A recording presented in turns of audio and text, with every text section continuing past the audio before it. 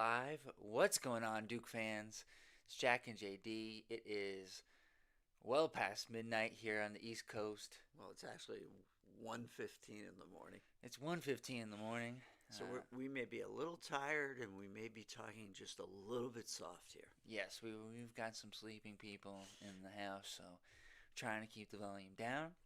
Duke wins this one 71 to 56. 56. I'm just seeing if I can. No, that's as loud as we're gonna get here. Um, and it was a back and forth affair. Duke was down six with about 5 minutes to go in the first half. Then late surge, led by Isaiah Evans. Duke ends the first half up by 7. Starts the second half off pretty shaky. They were having trouble scoring the basket, but more importantly, having trouble staying in front of Cal without fouling.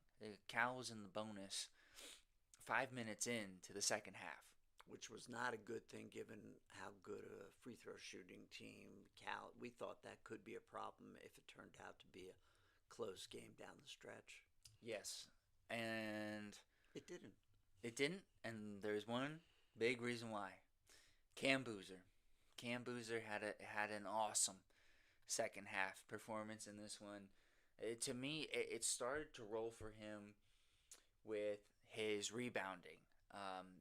You mentioned it was 41-41, so after that, Duke goes on a 30-15 run to close out the game. But to me, there was a sequence.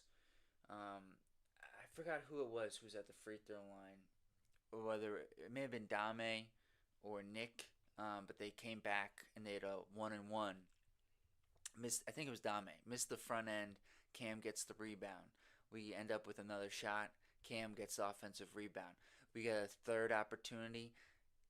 Gangba gets the offensive rebound, and it leads to a high-low, and Cam ends up getting the bucket. And then after that, we had a nice sequence with Cam and Nick both contributing 5 points in a 10-1 run. And that gave Duke the separation they needed to go ahead and get the W in this one, which for all of us who stayed up to watch these games, not just the Duke game, but it was also nice, that to see Stanford beat North Carolina, especially because we had to miss the start of this game. So it made it feel a little bit better that we missed the first few Staying up minutes. to 1:15 with North Carolina going down and Duke winning. Yes, a late night, but a good night for us Duke fans. And in this one, Duke's offense was Isaiah Evans in the first half and Cam Boozer in the second half. And I know, I feel like a good place to segue, though, is the defense, because Duke holds Cal to 56 points. And I think the one thing you can't question from this game was Duke's defense on Day Ames. Because Boy, was he frustrated. he was very frustrated. Dame Sarr did an excellent job on Ames in I would say the bulk of the first half, And then and Evans. then Evans did a really good job on him, throughout the second half. And to your point, he got very frustrated. Now, I thought Cal hit some tough shots. I thought Cam's defensive effort was much better in this game. Um, and you could make the thing that I think you can argue is, was Duke's defense really better, or was Cal, they didn't have a lot of options outside of Day Ames. So once Duke was able to take him away, similar to the second half of the Louisville game, right? Duke takes away Conwell. McNeely's there, but I think actually Coach Kelsey had benched him, so he wasn't even out on the court. But There was just nobody to There- hit a shot for Cal. now, what I will say for Duke is, of late, they have been making bad teams look good offensively. So the fact that they made a mediocre Cal offensive team look bad, I think it is a real positive sign. Now, the Duke's offense left a lot to be desired, for sure. And they couldn't find a flow. However, I think there's positives to take from the offensive side of the court, even though we'll show you guys the stats. They shot the ball really poorly from the free throw line and the 3-point line.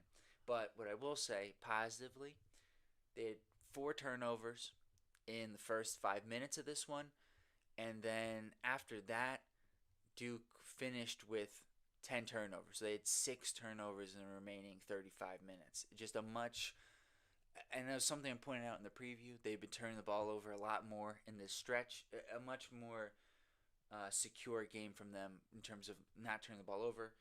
I think Justin Pippen had 5 steals, though. Didn't give him credit for that, but a better game for Duke in that aspect. Bring the stats up, Jack. Let's go to stats.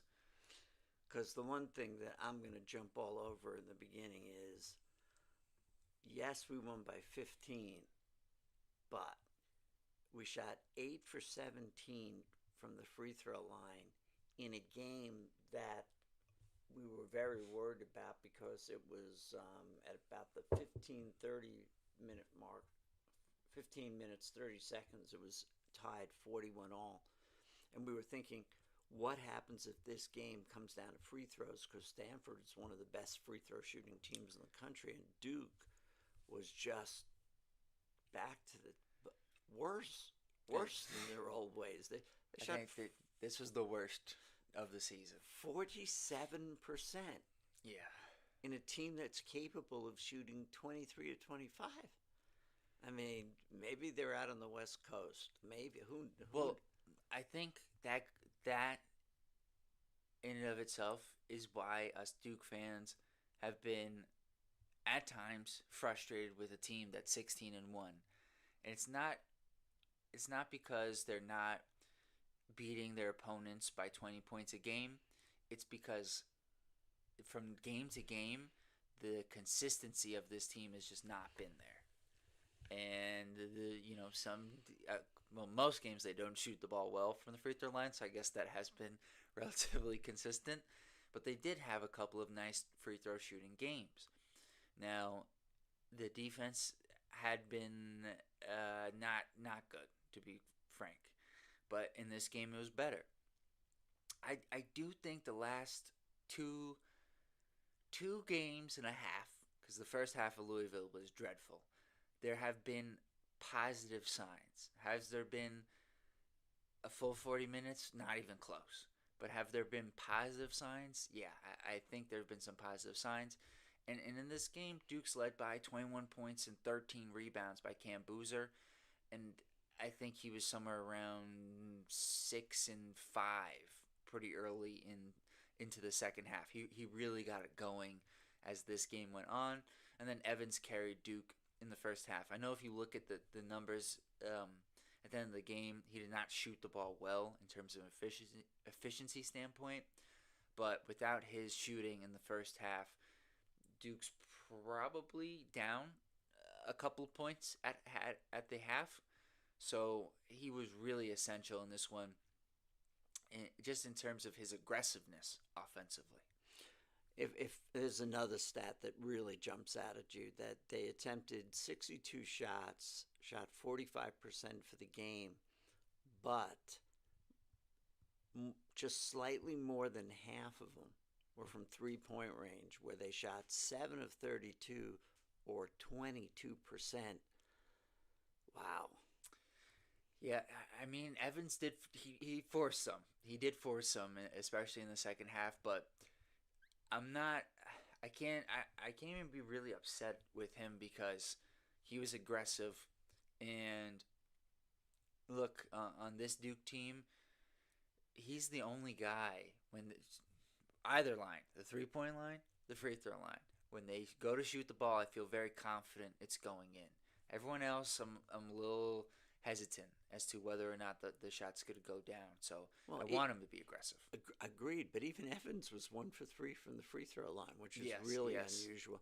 One of the other things that sort of stuck out is, other than Cam's ability to be aggressive to get to the basket, boy, no one seems to be able to drive the lane and either make a smart decision, not have the ball stripped from them. So you could almost see that if that's a problem, That's why they settle for threes. They kick it back out. But then if you're going to kick it back out, you're going to shoot 22% from three. Thank goodness we were playing Cal tonight. It is remarkable to win a game by 15 points when you shoot below 50% from the free throw line and below 25% from three. It's now Cal also shot below 25% from three, which helped. But I think the other thing, in terms of, I think you're spot on. Evans at times has shown an ability to drive. He had an awesome that was spin off of his drive to split the defenders and then incredible. Two-hand dunk. That was awesome. He's Duke's second best driver after Cam, but I wouldn't say he can do it, but it's not his. It's late. I'm trying to think of the words I want to use here. He is not like fully consistent with it. I'd say there are games where he's good with it. There are games where he hasn't been quite as good, but I think he's our second best option. Dame really struggles with that, and he needs a summer to really put on 10 pounds to be stronger with the ball. When he drives and there's anybody to contest him, he's a really tough time going up. And I think on his last drive when he went and he was like 1-on-3, there was a couple Cal defenders coming back, but it was kind of a 1-on-1. But he really drove aggressively, but it wasn't an opportune time. I don't think we saw him after that. Coach Shire was really, I think, sending a message. And the one thing I want to go back to in terms of your point in the lack of driving on this team, the one thing we did have in terms of an interior scoring force in the last game was Gangba. We got him a lot of post-ups. Didn't do that in this game. And that's been a relatively consistent theme of the season. We're not getting him the ball inside. I know Lee Dort is a very physical center, but I didn't think we did a good job of setting up Gangba inside to have success in this game. I agree that, especially Pat coming off his last game, that it should have been an option to go to. And in a night where Foster, the 2 games ago when he scored the 20 points, he couldn't drive the lane. The other thing is that when they drive the lane, their choices, it's sort of like they're just going up with it as opposed to thinking about, is there another guy open and trying to draw people into the middle. It's funny when you look at what they shoot from 3-point range, you almost wish we said this very early on in our in our discussions about Duke, that they really do need someone that can hit from 2 points, that there's got to be another option there. Yeah, I mean, Evans did have the and one, but he ended up missing the free throw from mid-range. But yeah, you can see flashes from lots of different players, but just again to reiterate, the consistency has just not been there from this Duke team. Hoping at some point it's going to click. And I'm not sure when, but I do think it's going to happen. I still believe it's going to happen. But we're starting to get pretty deep into the season. So and we're 16-1. Yes, and we're being incredibly critical because we know what we need to do in order to make a run in the ACC tournament, in the March Madness. But it really is a question of, are we playing, as you pointed out when we were watching the game, to the level of our opponent? Yeah. Or is it that we haven't put together 40 minutes of consistent play, offense and defense, and shown our dominant force? At the moment, I'm happy that we're not playing the Michigan game. True. Although Michigan's not in their best moment right now. No, they're not. So, Stanford's certainly going to be a much more difficult test. Absolutely, on Saturday. But, I'm optimistic about that game as well. But we're not talking about the top 10, top 20 teams here. No, and I think that's why we're being critical. Yeah. Is who Duke is playing, because I think right in this moment, I'm not saying this is going to be the case, but I think Virginia is playing the best basketball in the ACC, and when they've played these similar type of teams, they're winning by 20 points. And I know Duke won by 15. I'm splitting hairs here, but in their recent games, they haven't been winning by this margin against some of the lower level competition in the ACC, and a Georgia Tech, a Florida State that was beat by like 40 points by NC State. I know, these teams play much better when they play Duke versus when they play somebody else. I know that's part of it, but Duke has got to be better in these circumstances. Look, I'm sure there'll be people that will tell us that, look, Duke's on the road. They're on the West Coast. This was going to be a tough game. An adjustment had to be made. Hopefully that adjustment will be we will have we will have adjusted by the time we play Stanford on Saturday. And so we should feel pretty good that it was a tight game, and then we pulled away thanks to Cam.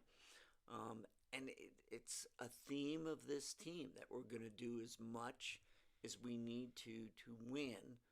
And I just hope that shooting 47% from the free throw line and 22% from three, is going to be enough when the games really matter. Stanford's going to be tough. We'll have that preview for you guys, I guess, tomorrow, Friday. We'll have that out for you guys Friday. The medals, before we head to you guys in the chat, and this one, Cam Boozer, gold medal. He's back. He's back in the podium. It's been a couple games for Cam, but he is graded differently.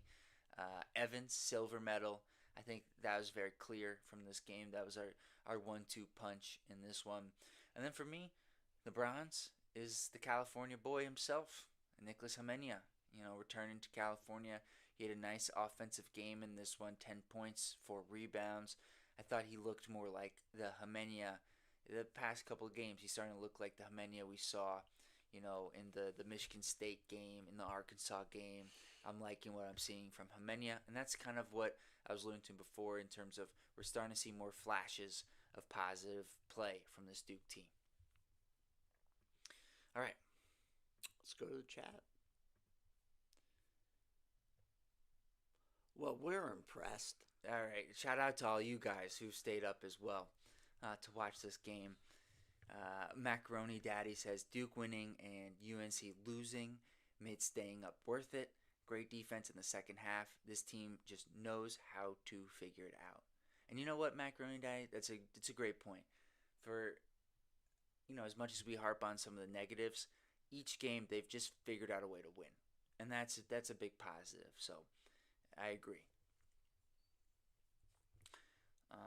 And then also to your point, really good night. Duke wins, UNC loses, makes it all worth it. TJNC defense and rebounding carried us tonight, but it sure was needed to finally overcome all the fouling and missed free throws. Oh, and Wes and Susan, too many fouls. Yep. Laura Markle, I no longer want to hear about how Duke lost their 3 regular season games last season after UNC lost their game against Stanford tonight the same way.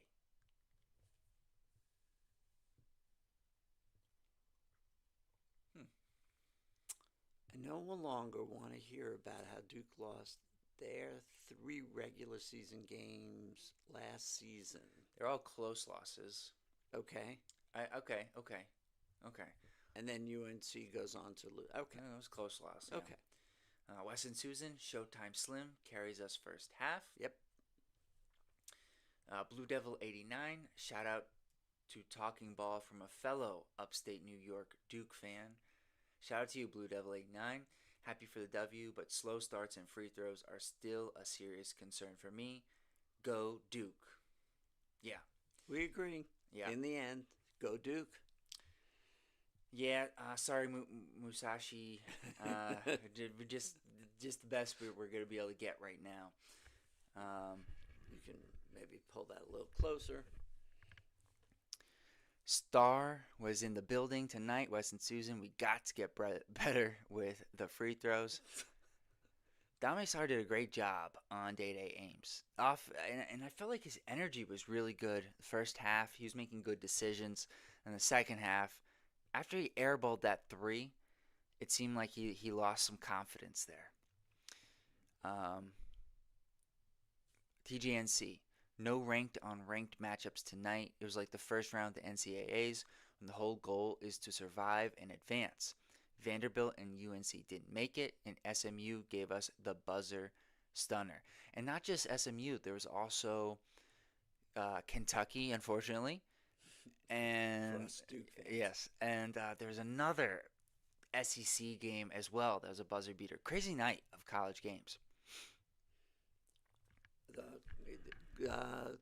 Sorry, just go back down a little bit. ABC slash, is there something wrong with Big Pat? Um, go ahead. His hand, Laura had pointed this out, and it seems like more bandaged up. I swear his free throw shooting has gone down a lot, and his hand is taped together. He's got two fingers taped together, and he's not shooting the ball well from the free throw line. But in the last game, he did have a good game. So He did. it's hard to say that there's something. It's just hard to say. It's obvious that his shooting hand is taped. But last game, it didn't affect him. He was 5 for 6 from the free throw line, which is a lot better than most Duke players. Tonight, I think, as Jack said, they just didn't get him the ball. Laura Markle says, my favorite line by an announcer was from tonight's game. Showtime Slim with a with a spin cycle from Dennis Scott. Great line, and we both thought Dennis Scott did a really good job in general announcing the game. But what a great line. ABC slash, we seem a lot better without Big Pat at the center, and Big Pat free throw prowess seems to have left him. Tonight, yes, the last game, 5 for 6, so it's typical Duke consistency. Evans was excellent today, probably the most efficient player. If you mean by efficient in this case, both had good offensive moments and good defensive moments, then absolutely. That's an NBA player for sure. TGNC, Carolina's 2-2 in league play now. Good. Wes and Susan, yeah, that spin and dunk was amazing. He's ready for NBA now. ABC slash, yeah, and shooting threes in front of Steph Curry. Good point. That's a good point. That's a very good point. Maybe he'll be playing with the Warriors next year. He is, to your guys' points here, he is NBA ready. And I think people have been sleeping on that. I haven't seen him projected to where I think I've been kind of oscillating between like late lottery to low 20s is where I kind of see him right now because it's a really strong draft, but he's been getting better and better and better, and I like the fact that you can see his development. Joe M. seems like Duke fought through that inflection point Shire's been talking about lately during that 15-minute to 7-minute marking in the second half. Really good point, Joe. Duke, this team really needed that.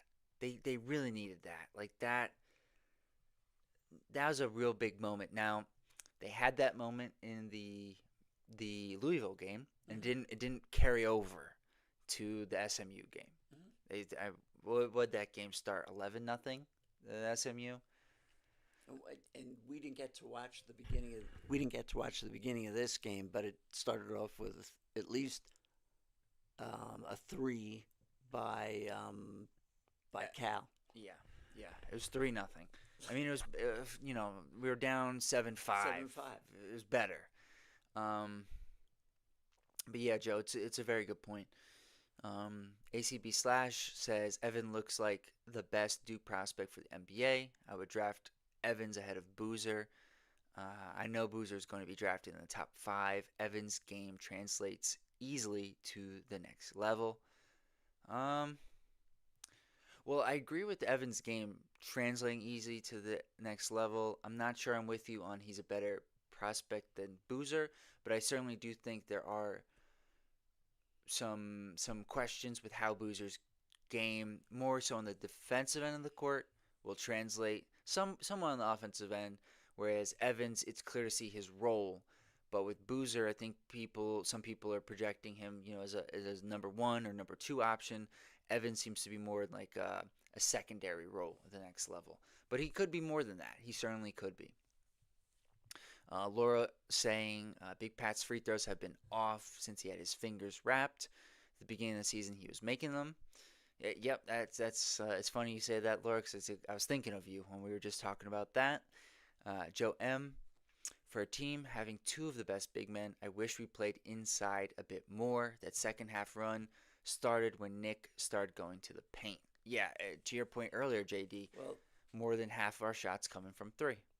well, right, and Nick's drives and Evans, spin cycle, um, are 3 examples to the contrary of what I said earlier, where we did go to the basket well. I mean, maybe Humenya can do it, but I've seen him stop to it. It's just not part of our game, which I think it would be better if it was.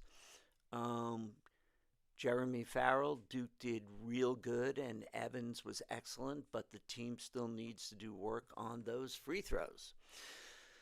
TGNC, I know we can do better than 22% on 3-pointers and 47% on free throws. Are we fooling ourselves? Are we a poor shooting team? I don't think we're a poor shooting team, but it's hard for me to keep saying we're going to be a good shooting team. Right. I think we're a mediocre shooting team. And I think to the previous points, we got to play inside out, and we're not doing that. It's like we're playing to our weaknesses. Yeah. In some ways. Laura says I laughed when the fans were yelling overrated, and right after that, Isaiah made the 3-pointer. After that, the fans said nothing. I imagine that chant was for Cam, who I think a little bit after that started to get it going in the second half. It wasn't the same as Michigan State's chant at him, but if I were opposing fan base, I would not say anything to him. If he's not playing well, just let it continue. Don't get him started. Yeah, don't get him started. Wes and Susan, Duke can't shoot like they did tonight against Stanford on Saturday, or we will lose. We will lose. Agreed. Stanford is a much better team. GMAT, what's going on? Another win that we managed to make look ugly, even though it was against an inferior team. We have to stop turning the ball over and start making free throws. Consistency remains a problem. This is such a perplexing team. Every player has both great and horrible plays at both ends of the spectrum. I agree. That's very well said, GMAT. I think we've been saying a lot of similar things as well here. And I think that's where you look on paper, you have a 16-1 team, and you say, how could fans feel like they want more, from this team? And I think that's it. That's why they haven't been consistent, and they're not shooting the ball well from the free throw line. Which I understand the 3-point shooting, they just may not be a great 3-point shooting team, but the free throw shooting is different. That's just it's tough to watch at times here.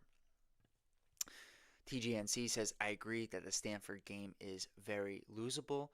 Ibuka Okore, just a quick side, I mean, phenomenal player. Sebastian Wilkins' teammate. Wilkins and Aristote, who is at Arizona, were ranked in the top 30 of this class. Okay. Okore was outside the top 100. He's been one of the best freshmen in college basketball.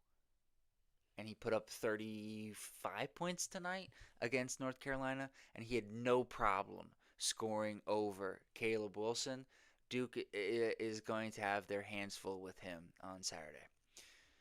Laura Markle says C. Foss is coming off of the SMU game of feeling under the weather. He is most likely just getting his energy back. He was not in the locker room after the SMU game. He didn't look like himself in that game. He looked better than the SMU game, but certainly not as good as the Louisville game in this one. But, he closed the game, and I think there's a big reason for that. Lost our chain here. Okay. GMAT. This is why Shire is having such a hard time deciding on a lineup. Nobody can consistently perform. Yeah. Yeah. I mean, if you are trying to develop a rotation and then consistently the players are being inconsistent, how do you get to a rotation? So, good point. I can't remember a time in the Shire era when he's had this many different starting lineups. It's like every game we've got a different starting lineup, and you can't blame him because he's trying. Like, he is trying. As a coach, it's all he can do. He can't play. I wish he could play. It would really help this team. We could really use another shooter on this team. But unfortunately, well, I would say he's out of eligibility, but in the current college basketball landscape, maybe that's a step too far. Maybe we can get him out there. Weston Susan, if we shut down the Stanford freshman Okore, we can win. We can't let him beat us. Yeah, and that's going to be Sar and Evans. Yeah, So we do have defensive options to throw at him. So that does make me feel better. Yeah, Foster is not going to be the matchup for him because Trimble, who I think is a better defender than Foster, but similar size, he really didn't have much. The other thing Stanford does really well, they screen really well, and that frees him up. And so it's good. Like, I think it could be a big Malik game in some ways versus Pat because of Malik's ability to hedge. And I think he's going to hedge and try to force Okore to give it up. But we'll break that down more tomorrow. Anthony Ingram.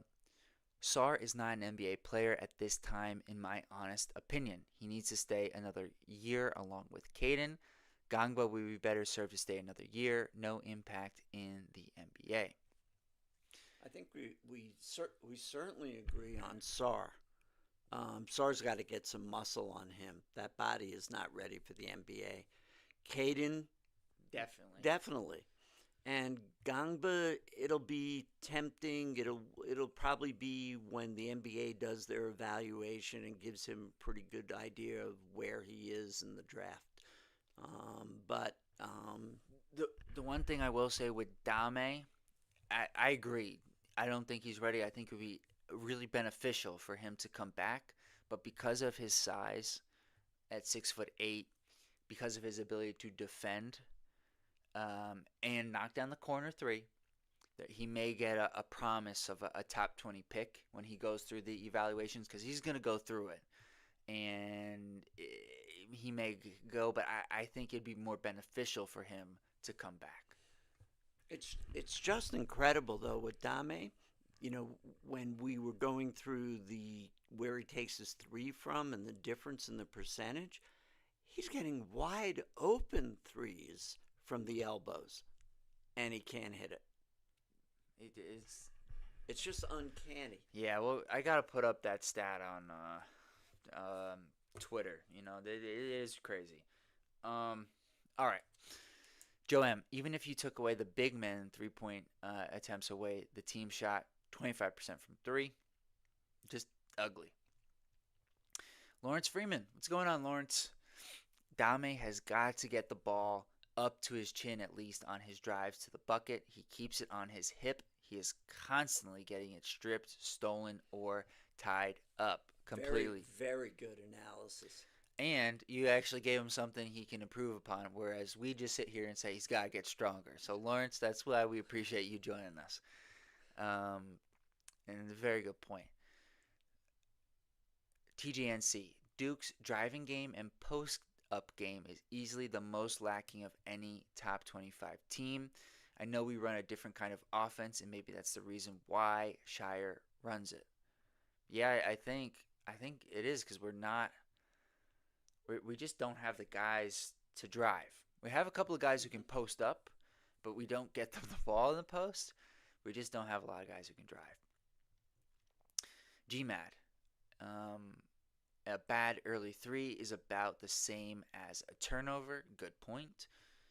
Laura says, was anyone else yelling at the TV when Duke kept fouling Cal in the second half? JD was. TGNC was. Anthony Ingram, they may make more money with NIL as opposed to entering the draft, picked in the second round, and end up in the G League and overseas. Yeah, the NIL, if you are not guaranteed to be a top 20 pick, you should go back to school because of the NIL. So there's a lot of time though. There's a lot of time, and some guys' draft stock goes up tremendously when we get to March Madness. So I agree with where we're at, right? Like where your assessments are right now, Anthony. I just think a lot can change between now and April. But I completely agree. NIL, if you're not a top 20 pick, and especially because next year's draft is not as strong as this year's, so I think there's opportunity. GMAT. Refs were calling a lot of fouls. Have to learn to back off, though, when you shoot so poorly and the other team so well. Yeah, and I didn't have any problems with the refs. I thought they were pretty consistent both ways in this one. And I don't think that's what you're saying, GMAD. But to your point, you got to learn how to play how the refs are calling the game.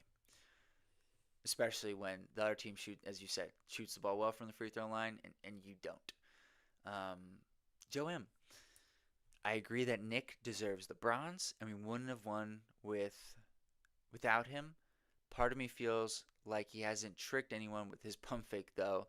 He needs to develop another move. It's a good point, Joe.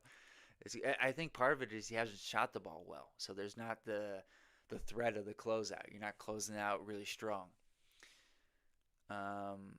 Blue Devil 89, Big Pat's hand has been taped for a while now, but no word on it from Duke. I wouldn't expect one, Blue Devil 89. Tougher than the Kremlin. Yeah, we're not going to hear much. RW Forsh, how hopeful are you that we clear Stanford after their win tonight? Good question, RW Forsh, and you made me think of something because I haven't seen your name before, so I appreciate you joining us. Everybody subscribe to the channel. If you guys are on here with us at almost 2 o'clock Eastern time and you haven't subscribed, please, we'd love for you to join us for the rest of the season. Please like us here and continue to leave your comments in the chat. How hopeful? Very hopeful. How confident? On a scale of 1 to 10? 7? I'm at a 7. I think it's going to be a tough game. That will win. Yes. Yeah, I'm feeling pretty good about the West Coast and doing what? Scale 1 to 10. 8. And it was it. Wake ran the table out on the West Coast. Wake Forest. I'm pretty confident here. They got their win over North Carolina, and the question is there a slight letdown or no letdown at all because it's Duke? And but the head of the snake there, we have defenders, and so do I think we could shoot as bad? I don't think we can shoot as badly as we did today, but you never know. Yeah. GMAT, you could tell the points the coaches emphasized after the SMU game, like when they fouled Cal repeatedly at the end of the first half. Great point, GMAT. I'm glad you brought that up because I forgot to. It was really smart. 10 seconds ago, Duke had fouls to give. To your point, GMAT, they had a foul to give at the end of the first half with SMU. They didn't. Pierre hits a big three. It closed the gap at the end of the first half. In this game, Duke had two fouls that they gave up intentionally to prevent, I almost said SMU, Cal, from getting off a clean look at the end of the first half. A really good point there. Um, Joe M., they fought through that inflection point moment without taking a timeout. Seemed like Shire was really testing them there. Yes. He did have to call the timeout with like 4 minutes to go and change in the first half when Cal had stretched it to 6 point lead. But man, I do think this team does have just an ability to find a way to win, which I do love. But the way they've been doing it of late has been a little bit tough. Let's see here. Laura? Yes, Laura says, what about when Isaiah made the 2, landing on the floor and getting a foul? Awesome. We love that moment. 14 B face. Have we laughed at UNC yet? Yes, but maybe not enough, as Joe M says. And Blue Devil 89, as soon as the buzzer rang there. And TGNC says, let me go ahead and predict Stanford wins 85-74. I think we need a wake-up call to finally get over our inconsistencies. Yeah, I mean, if we keep playing like this, it's just bound to happen. Yep. It is bound to happen, but I think Duke's going to win that game. Now, I'm not as confident as you are, but I do think Duke is going to win that game. But we do need the wake-up call. We do. And I could see it coming. Well, I'll leave. Well, we're here. We're here right now. Let me look at the schedule really quick. I mean, it's 2. How much worse is it going to get?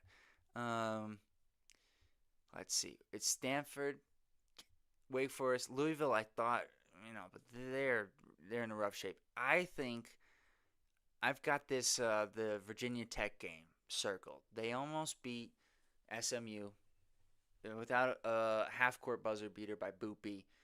Man, they don't get that one done. But I think that Virginia Tech game is going to be a tough one for Duke, and if they're still playing like this, it's a tough place to play in general for Duke, and it's a better Virginia Tech team than it has been the past couple of years. And our old friend Jaden Shoot is playing much better for them.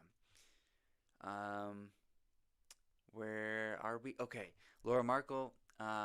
Flip bulked up in the NBA after he was drafted and has been impactful for the Jazz after being a second-round pick. Yeah, Flip he had a really good rookie season. I can't say I've been following the Jazz too much this year, but good for Flip. He had a rough draft night. He ends up going in the second round. A lot of people thought he'd go late first, and he's found himself a role. So I'm really happy for Flip. Laura says Stanford may be less dangerous coming off of a win against UNC than they would if they had lost against UNC. Very good point. Yep. Very good point. They needed to get one of these 2 wins for their tournament resume. They got it. Now I think they're playing for gravy rather than being hungry. Hint says, appreciate you going live after every game, especially tonight when it's so late. Enjoy listening to you too. We appreciate you, Hints.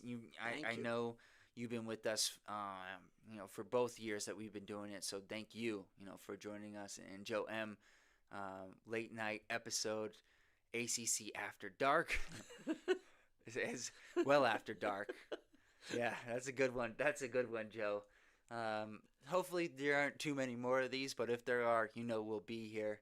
And TGNC, yes, ACC After Dark. Maybe we should make a new segment, moving forward. But I don't know. I don't know how many more of these we'll be able to do. But it was fun. Glad you guys were all able to join us. Glad Duke won and North Carolina lost. And until tomorrow when we drop the preview for Stanford, peace.